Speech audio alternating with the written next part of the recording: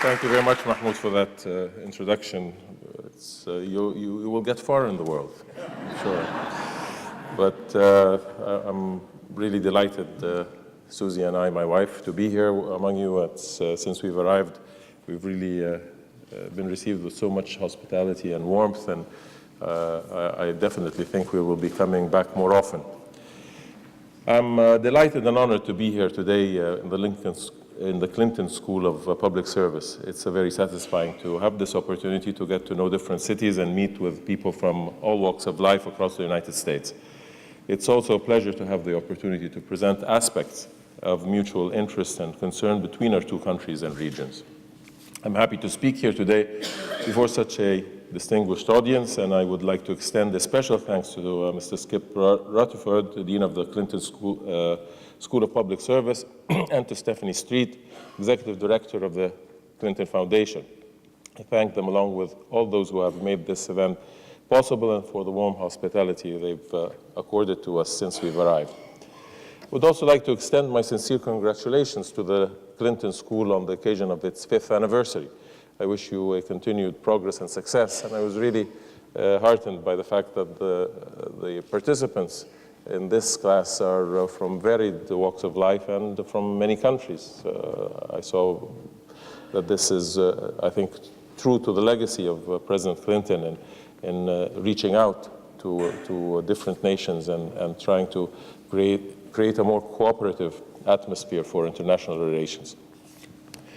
I address you, though, today in the midst of mounting challenges posed by the Middle East's changing dynamics, not only by the long drawn-out Israeli-Palestinian conflict, but also by ongoing developments in the wider region, such as developments encompassing the shifting realities in Iraq and Afghanistan, along with the challenges related to Iran and its nuclear ambitions, as well as other issues that define the relationship between the United States and the Arab and Muslim worlds. These challenges have a wide-range impact on the region and beyond, something that attests to the presence of a substantial common denominator of the threats faced by the US and the countries of the region. Be it dealing with managing energy resources, fighting extremism, or building bridges with the Islamic and Arab worlds, the Middle East will inevitably intercept any agenda, and particularly that of the United States as the sole superpower. This in turn leads to an obvious conclusion, which is that positive engagement of the United States and relying behind it the international community is crucial in addressing these challenges. While Egypt's regional stature and role renders it imperative for both our countries to continue to work together towards overcoming the many hurdles that we commonly face. We are especially heartened that President Obama chose Egypt as the venue to address the Muslim and Arab worlds. This decision was well-founded as a recognition of Egypt's long history and contribution to civilization and human development. In addition, this decision re-emphasized the special US-Egyptian relationship, which has been of immense value to both parties over the last 3 decades. President Obama was very clear and direct in calling for a new beginning in the relationship between Muslims and Arabs and the United States, one that would be based on mutual respect and on the acknowledgement of the special characteristics of different societies and their unique heritage. Although the President won the first round in the battle of captivating Muslim hearts and minds, we all understand that one impressive speech will not erase years of mistrust and missed opportunities. Deeds will have to follow words as people in the region expect concrete policy-based follow-up. I will not attempt to venture into the details of all that needs to be confronted, as the essence of such obstacles are well known to most of us. The key point that I must stress here today is the complexity and interconnectivity among all the region's challenges. They are the result of long and historically unresolved conflicts, central to which is the Palestinian question. This intricate conflict, through its exponential mushrooming effect over the years, has led to the repercussions we are living today, and regrettably carry the potential of creating further devastation and instability, not just for the region, but for the world at large. Having defined the magnitude of the daunting task before us, there is a beacon of hope as we in Egypt are increasingly assured by the United States' commitment to resume its leadership role. The current policies by the new administration have been positively received by Arabs and Muslims because it did not shy away from raising all of the key issues that currently shape the relationship between the United States and the Muslim world. The President's message of reconciliation illuminated a new dimension, granting hope for a new beginning, that while taking note of the distinct realities and cultural diversities of our societies, emphasize the common values and aspirations that bind us all as members of humanity. Most importantly, and what underscores the entire positive shift in the policy, is the recognition echoed by President Obama of the centrality of the Palestinian problem to the region and other challenges, thus showing an adamant commitment to the Middle East peace process and the two-state solution early on in his presidency. Such a commitment is deeply welcomed and has been fully supported by those like Egypt who have long striven to achieve peace, security, and stability in the region. The importance of this issue and its interrelationship with many of the regional and international challenges warrants some further elaboration. The Israeli-Palestinian conflict remains the most pressing issue in the Middle East. Resolving the conflict permanently and comprehensively with the goal of establishing a contiguous, viable and sovereign Palestinian state in the West Bank and Gaza would first and foremost put an end to more than 6 decades of Palestinian suffering and displacement, and contribute significantly to the security and stability of all of the states of the Middle East. We strongly believe that there is only one path to genuine peace and stability in the region.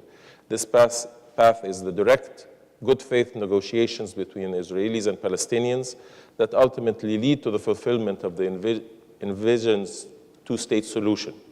Israel and Palestine living side by side in peace and security and friendship. One simply needs to examine how this conflict continues to shape the perceptions of Middle Easterners towards the West, and in particular the United States, to realize the centrality of this issue in the grand scheme of affairs that needs to be dealt with.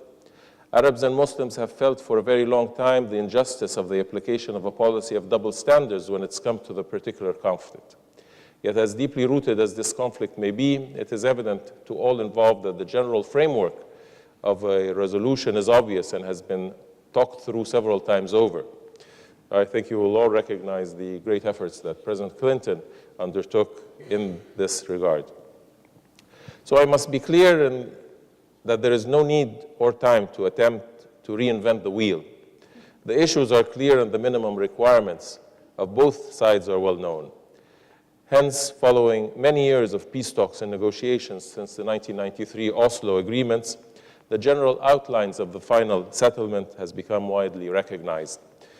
They can be enumerated in basically 3 or 4 points.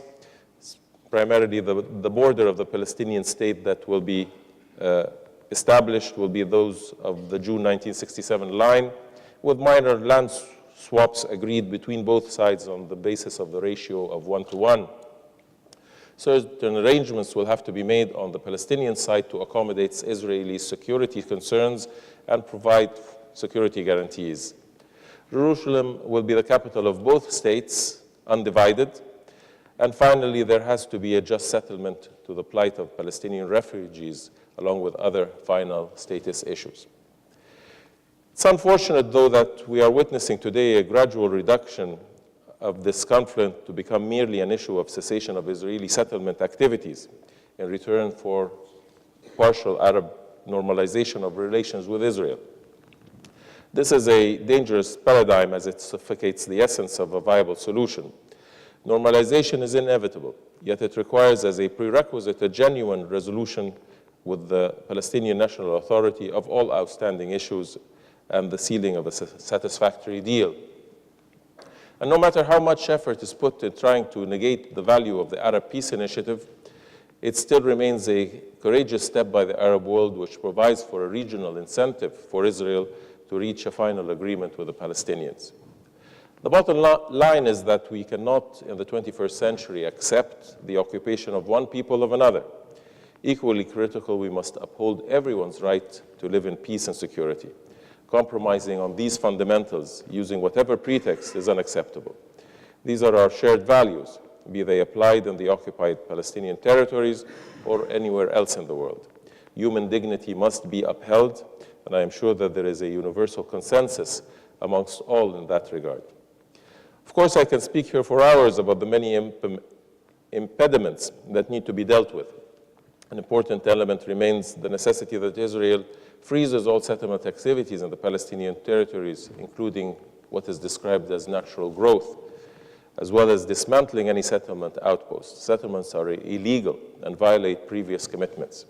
Yet the continued insistence to carry on building settlements under any justification erodes the very basis of the two-state solution, and hence undermines all efforts to build confidence and achieve peace.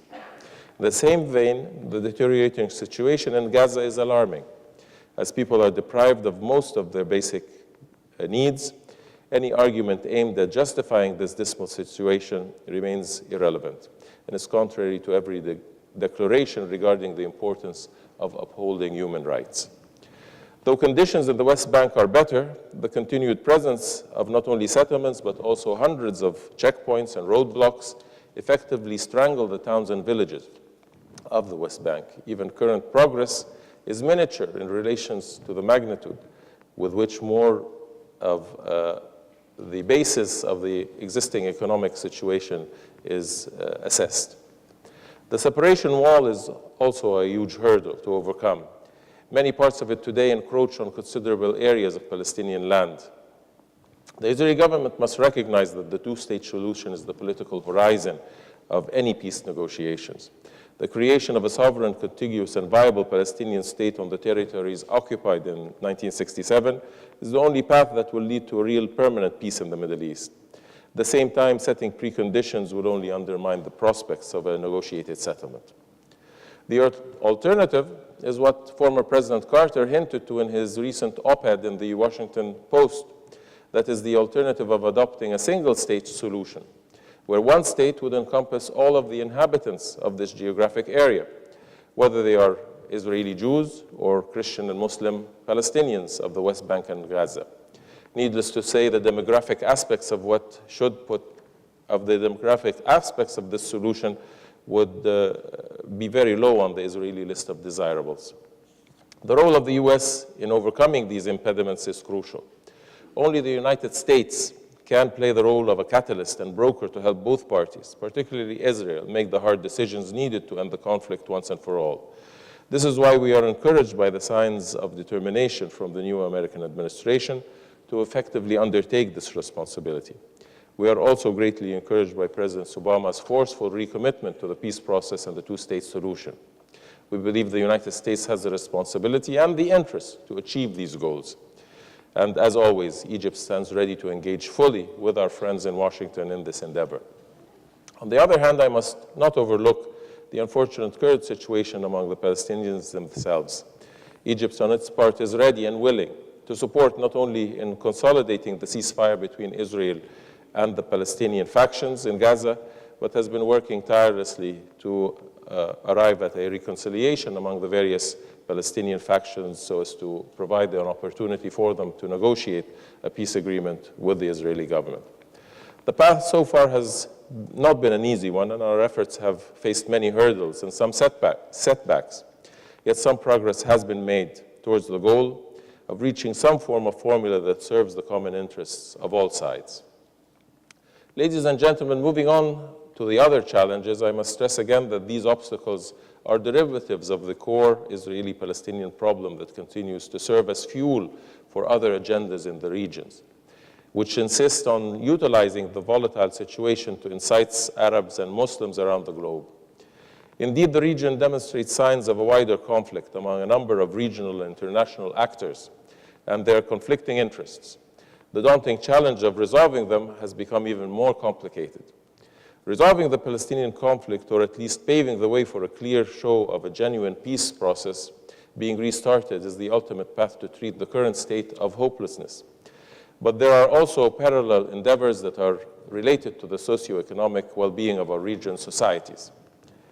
Investing in education and technology know-how transfers would better prepare our nation's youth for the future while helping them integrate into rather than become isolated from a globalized world.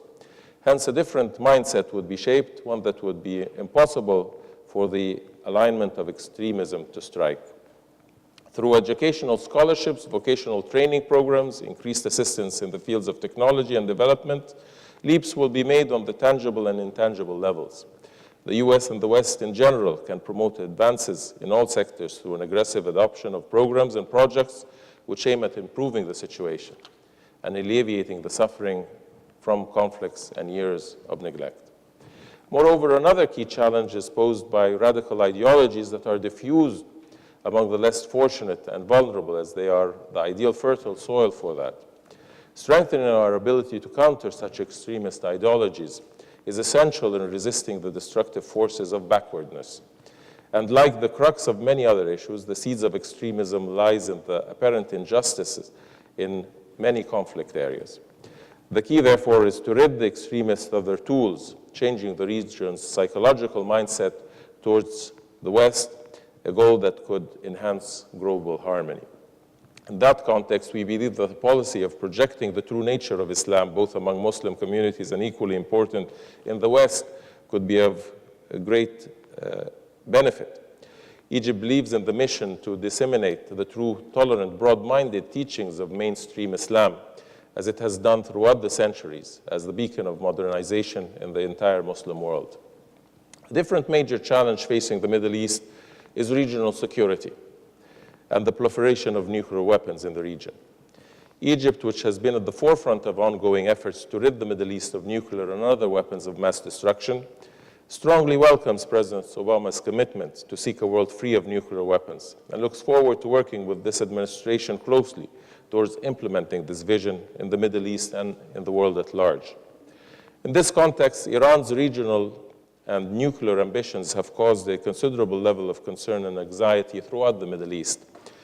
We have specifically witnessed increasing indications of Iranian efforts to adversely influence the state of affairs in the Arab world to serve its own political aims.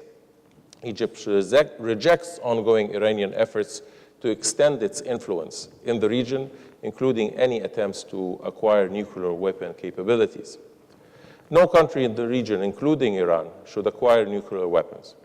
Yet at the same time, all countries have the inalienable right for nuclear peaceful uses according to the provisions of the Non-Proliferation Treaty and the statute of the IAEA.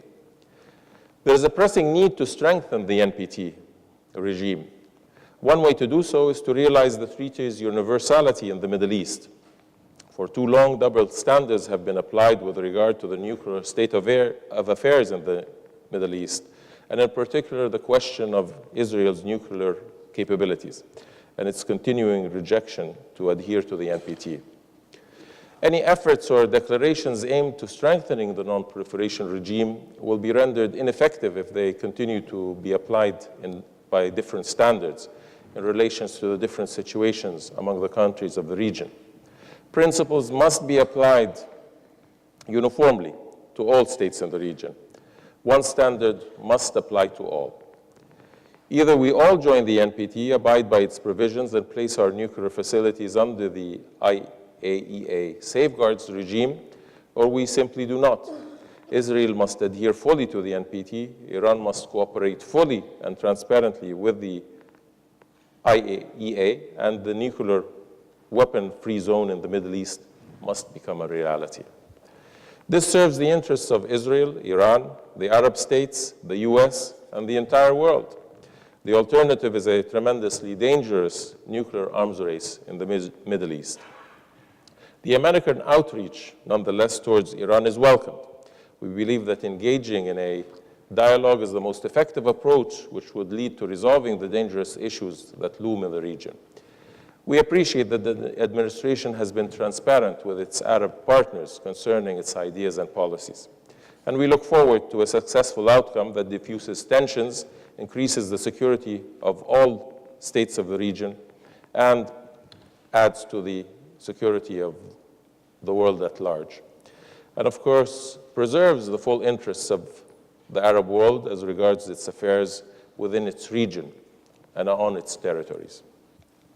Ladies and gentlemen, as we talk about challenges in the Middle East, one cannot overlook the fact that there are also internal challenges faced by the countries of the region.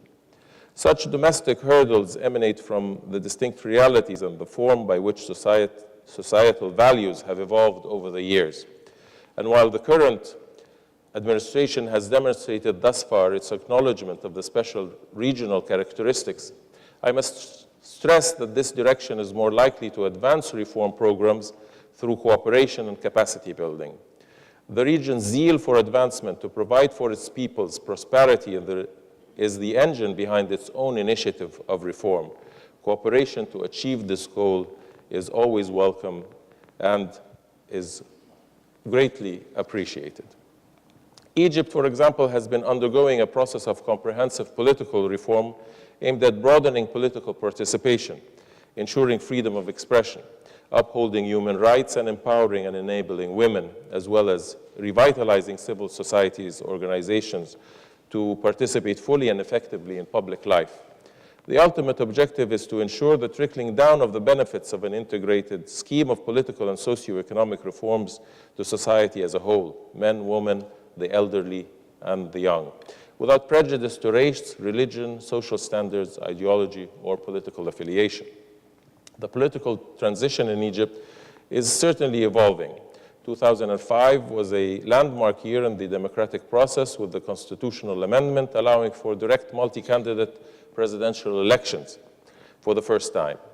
Then another important milestone was achieved in 2007 as the Egyptian electorate voted in favor of sweeping amendments to Egypt's constitution. The 34 amendments submitted to the referendum were drafted by the Egyptian parliament and were the result of a long process of public debate. There are numerous other achievements pertaining to women's rights, child protection, religious freedom, political participation, and other developments which extend beyond the scope of today's event. Yet the main conclusion that I would like to share is that countries differ based on diverse political and cultural precursors, and that reforms on all dimensions represent an ongoing process which should be homegrown. This is crucial for it to be sustainable and irreversible. While being aware of the many challenges that still lie ahead in its reform process, Egypt is determined to confront them and to continue working towards creating a fully inclusive political process. Self-criticism reigns in internal debate. Ladies and gentlemen, President Mubarak's visit last month to Washington underscored all the mentioned points and expressed Egyptian logic in dealing with the enormous challenges ahead. In his meeting with President Obama, the officials in the administration, as well as all the personalities whom he met during his stay in Washington, President Mubarak highlighted the necessity of re-energizing peace efforts with an endgame vision, an objective that would set and provide for a clear, permanent resolution of the conflict, not just provisional measures that would allow for the status quo to perpetuate the facts on the ground. In addition, the Egyptian position was reiterated with regard to the need to address all regional issues in a forthright and dedicated manner through diplomacy and dialogue. I believe Washington and Cairo, through these fruitful meetings, saw eye to eye on all of these issues, as well as the mutual desire to reinvigorate the strong ties that bound our two nations. Ladies and gentlemen, Egyptian-US partnership is strong. We remain committed to this partnership, not only as an investment in our future and the future of our region, but as a permanent shield against forces that strive to advance their ulterior motives and agendas without concern for the well-being and stability of our part of the world. I trust that Egyptian-American cooperation will continue to be central in the efforts to bring peace, stability, development, and modernization to the Middle East. Indeed, much work remains to be done. Yet, as always, Egypt stands ready to work with the American administration in achieving our common goals in the region. I thank you again for your hospitality and for your attention, and look forward to answering to the best of my ability any of the questions. Thank you very much.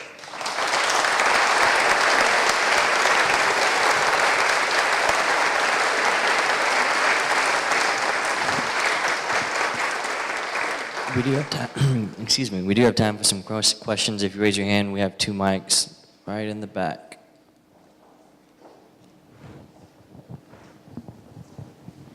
Thank you. Good afternoon. Here I am. First of all, I love your country. I've been there, and the people, and I just can't say enough about it. So thank you for your hospitality. As you said, the Middle East crisis between Palestine and Israel is very large on everyone's schedule. If President Obama was here today and asked you as an Egyptian, what were the top 2 items that you would recommend America could do to help the situation, what would those be? Well, it's always nice to start with a difficult question. Well, by virtue of the special relationship that exists between the United States and Israel, I think it is imperative that President Obama would use his deep intellect, his I think, understanding of the situation to instill on the Israeli government that both American administration and partners of the United States in the region are sincere in their aspirations towards peace, and thereby must somehow extract a final commitment on the part of the Israeli government and the Israeli people to the same objective. Now, it might be easier said than done, but I think the special relationship that exists does in itself provide a degree of the security assurances that are needed. And they are recognizable ones by Israeli society. But currently, I think it's really important that in that dialogue, I think the American president, with what he has developed in this period of,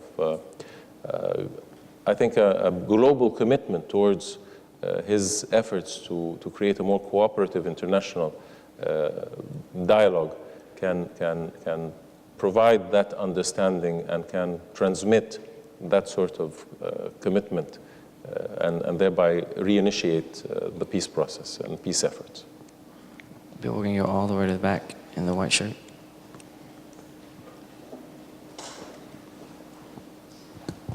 God's peace be unto you, sir. I have 3 questions. First, what was Egypt's position on the invasion of a sovereign, duly elected democratic government of Lebanon during that time, and also the invasion of Palestine during the recent administration? What is Egypt's position on those? And the other issue related to descendants of the fathers who are Jews, I believe were Jews, and that have been brought to brought to Israel as settlements to take settlements. Have that thing stopped of taking the followers who are those ancient Jews into Israel for settlements? Thank you. Well, in response to your question, I think Egypt has always clearly declared that it does not support or condone military action that leads in destruction of life and property, and in both cases of Israeli incursions into the Lebanon or into Gaza, there was an excessive use of force and some force directed towards civilian population. And the whole situation could only exacerbate the problems, increase the hatred, and in the end, time and time again, resorting to military force has never resolved anything in the region. It's only complicated. So we have, on both occasions, exerted great efforts by virtue of our relationship to all the parties, to Israel, to the Lebanese, to the various Palestinian factions, to restrain, as equally we had always opposed and criticized Hamas or the Palestinians in Gaza who are firing rockets into the southern Israel and targeting civilians. It's not something that we can at all accept or condone, and we believe that resorting to military violence on any side is not conducive or helpful to reaching a solution. Settlements are certainly a complicating factor. Over the last 30 years, the increase in the occupied territories of settlements, and now there is approximately 300,000 Israelis living in the occupied territories. Now, much has been discussed about the necessity of declarations on freezing settlements or restricting settlements or containing settlements, and we lose sight in that dialogue of a very important issue, that settlements are illegal under international law, illegal under humanitarian law. It is an obligation of an occupying power not to create settlements in those areas that have been occupied. Now, if we are or we consider ourselves to have developed sufficiently as a society, as peace-loving nations, we cannot condone to a situation that goes outside the parameters of legality, and this is it. But we deal with practicalities also, and the practicality is that these settlements are there, and we must somehow contain their expansion, because their expansion erodes, as I mentioned in my speech, erodes the possibilities of what is recognized internationally as the solution to the conflict, the two-state solution. If these settlements continue, there will be no further territory for a Palestinian state to be established upon. And thereby, again, we revert to what might be termed now the one-state solution. And it is prospectively one that might cause greater tensions and certainly is not going to meet the aspirations of those involved. Neither the Israelis will be happy nor the Palestinians, and it will probably lead to a long and drawn-out conflict, maybe similar to the one in South Africa. Some already contend that there is a system of apartheid being applied in areas not only of the West Bank and Gaza, but also of Israel proper. Because of the presence of, I think, 20% of the population are Israeli Arabs. So this is, I think, all of these issues have to be dealt with in a very direct manner, and the international community recognizes the illegality of the settlement activity, but because the problems have been so drawn out, everybody says one thing, but very little is done about it. We have a question over here. Please. Mr. Ambassador, thank you very much for being here. I think the Arab world and Egypt is characterized by political stagnation. In Egypt, for example, martial law has been imposed since 1981 when President Anwar Sadat was assassinated. Opposition leaders are harassed, have been jailed. The Muslim Brotherhood cannot run on a party list. My question to you is, what sort of effective democratic reform is Egypt pursuing? Well, let me clarify. I think there are some issues that are taken at face value with very little understanding of the circumstances pertaining to them. And much is always said about the application of martial law. All societies have special legislation to contend with special circumstances. It's not something that we've devised. You'll find it in most of the Western world, that there are constitutionally and legislatively laws that do take consideration of exceptional circumstances. In the United States, there have been amendments. There have been cases where President Roosevelt was elected for a third term because of World War II. So exceptional circumstances are always applied. Martial law is four terms. Thank you for the. Martial law was applied because of the special circumstances of the assassination of President Sadat, and has been applied for a long duration, but it's only been applied in relations to combating terrorism. It's never been applied to any other form of political activity or civil activity in Egypt. It has only and solely been applied to combat terrorism which we had to suffer from in the late 70s, 80s, and until we eradicated it in the mid-90s, where we contended that this was a a plague that would strike many, and we cautioned that this was a plague that had to be dealt with through international cooperation. And unfortunately, many in the United States and in the West did not believe us. And now they do, and unfortunately, it's a little bit too late. So the application of martial law has only been and exclusively been used to combat terrorism, to provide protection to the judiciary against reprisals from terrorism, and thereby they were tried in military courts rather than civilian courts, and it was just a matter of a very specific direction. I can't recall any opposition leader that's ever been jailed on the basis of his political affiliation. I know of one or two who have been jailed because of having undertaken criminal activities. So that is, again, I think, a common dynamics of any society. There's a great difference between somebody who is imprisoned for his political beliefs and someone, sometimes politicians do undertake illegal activities that they shouldn't. The Muslim Brotherhood is I think, a very interesting prospect. Now, yes, the government has not allowed the Muslim Brotherhood to declare themselves as a viable political entity, because Egypt is a special place in the Middle East. Egypt has something of 8 to 10% of its population are Muslim, are Christians. Egypt is a secular country. And we do not encourage the creation of political parties based on religious affiliation.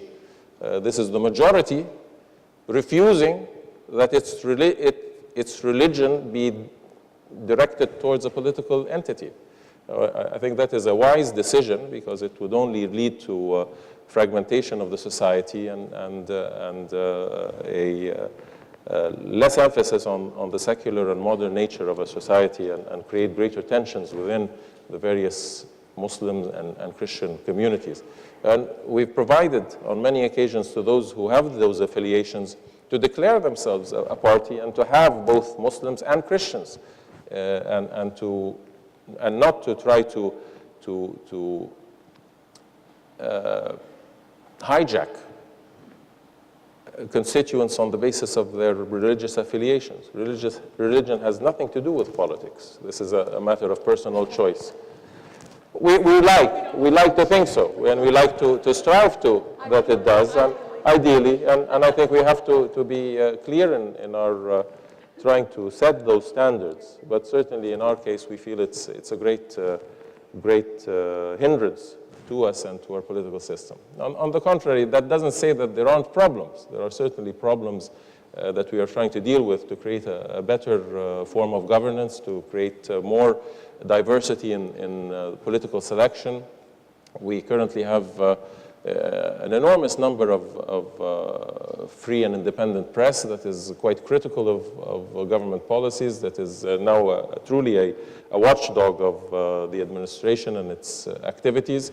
And we continue to promote this, and within the confines of our history and how we have developed and the degree of our development. But it's an ongoing process, and I think no society is immune from both the successes and at times failures in this regard, whether it comes to governance or human rights or economic development. And it's important for a country of our size, growing rapidly now, currently at 80 million, to also preserve the balance between all of these fundamental issues. Human rights is a very important aspect. Freedom and governance is most important, but equally important are economic rights and providing job opportunities for people, and it is meeting their requirements that must be always at the top of our agenda. Mr. Ambassador. Yes. Mr. Ambassador, I was pleased to hear of your comments about Egypt's embracing the technology as part of its economic development efforts. I'm chairman of a clean technology international investment fund that's goal is to accelerate the deployment of clean technology to emerging markets. And I just wanted to comment that very proud to see that Egypt was one of the very first countries to develop a national plan to access the $6 billion World Bank Clean Technology Fund. So I wanted to let you know that our fund looks forward to investing in projects in Egypt in the future, and look forward to maybe following up with you in Washington about that. Thank you. It is an important aspect. We have a very ambitious program of wind farms with our European partners. We look forward to increasing our cooperation with the United States in that area. It's certainly a difficulty. With development comes some of the hazards in terms of pollution, in terms of of course the cycle, how it affects the health of a population, and the huge sums of money that have to be invested to try to counter that. So currently this is the direction of the future, and we are doing everything possible to make use of the technological developments here in the United States and have them applied effectively in Egypt. We have time for just one more question. Thank you. Mr. Ambassador, you're welcome to Arkansas. I'm originally from Middle East. I have a questions for you. Mr. Obama, our president, he sent George Mitchell to area. What do you think his success this time? He go establish some peace in Middle East in the region, and I want to thank you. Well, the General Assembly, the United Nations General Assembly, and yesterday's meeting between President Obama and President Abbas and Prime Minister Netanyahu, I think was a direct result of the very strenuous efforts that were exerted by Senator Mitchell over the last 6 months. At the same time, I think everybody recognizes that in President Obama's remarks, there was a sense of some disappointment, some frustration. There had been a very defined effort by Senator Mitchell to have utilized this opportunity as a catapult to reinstate the negotiating process between the two sides. Unfortunately, the policy had been to extract concessions from both sides, primarily from Israel in terms of a declaration on its intention to freeze settlement activity, and from some countries in the Arab world, again, a further indication outside of the Arab Peace Initiative, which was endorsed in 2002 and which indicated the 22 countries of the Arab world willingness to totally normalize relations and diplomatic relations, friendly relations with Israel, provided that an end to the conflict, a negotiated end was achieved. And I think the administration had received from 6 or 7 of the Arab countries involved an indication of their willingness, again, to compromise and to provide and return to certain confidence-building measures that had been initiated after the Oslo agreements. The deal was not struck. Now the administration and the president's remarks placed a timeline on both sides being able to re-engage. And I think this is one of the important issues also, that there has to be a timeline, and the parties have to be responsible. They are not only responsible to themselves, but they should be responsible to the world at large, to the countries of the region and to the world at large. This conflict of 6 decades has gone on too long. It's affected too many lives. And in the final context, there's really nothing to separate between Palestinian and Israelis, or any of us. We have the same values. We want to take care of our children and grandchildren and live in peace and happiness and prosperity. And many in the Arab world have crossed the psychological barrier. The issues are no longer referred to in black and white of right or wrong, or in the historical perspective, whose land was this and who was there before whom, but more are dealing with it from a much more practical perspective, hoping that they would end the conflict and thereby can redirect their efforts towards development, greater regional integration and cooperation. And thereby, the timeline that the president indicated yesterday is an important one. And it's important because if that timeline is not achieved, I think it's the international community's responsibility to address the reasons why that wasn't achieved and hold responsible those who have hindered what is a consensus among various nations of the world that this issue has to be resolved. So again, the President shows and his administration a great understanding and insight into this situation, a desire to contribute to its resolution, and their intentions are well received, as well as the policy. And like I said, the world is looking closely at the US to ascertain that it will take the necessary measures, practical measures, to encourage the reinitiation of the negotiating process. So the current direction is fine, one that will be supported by Egypt. We are in close cooperation with the administration, with Senator Mitchell, who makes it a point to come to Cairo and meet with President Mubarak on each instance where he comes to the region. We do our best to encourage the Palestinian Authority and to encourage the Palestinian factions to be forthcoming. They themselves have instituted policies, whether through Prime Minister Fayyad, who is doing a marvelous job in securing the West Bank, combating extremist elements, providing economic opportunities so that people will redirect their efforts towards development, towards their well-being, rather than towards being ploys in the hands of radicals. And Egypt will continue to cooperate with the United States for what is a noble objective.